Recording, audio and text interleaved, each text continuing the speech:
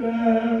እጄን ከአፋዊ ድብ ንጹሕ እንዳደረግሁ እንደዚሁ ከሚመጣባችሁ ፍዳ ንጹሕ ነኝ። ደፍራችሁ የክርስቶስን ሥጋውን ደግሞ የምትቀበሉ ተራርቆ መቀበል የለብኝም። ብቻ በራሳችሁ ይመለሳል እንጂ ኃጢአት ሳትነጹ ብትቀርቡ ይህን የቄሱን ቃል ያቃለለ ወይም የሳቀና የተነጋገረ ወይም በቤተ ክርስቲያን ውስጥ ክፋት ቆሞ ቢኖር ጌታችን ኢየሱስ ክርስቶስ እንዳሳዘነው በእርሱ ተነሳሳሪ ይረዳ ስለበረከትና ወደም ስራዳት ተሰፈረ ፈንታ ማነሳት እግዚአብሔር ይቀበላል።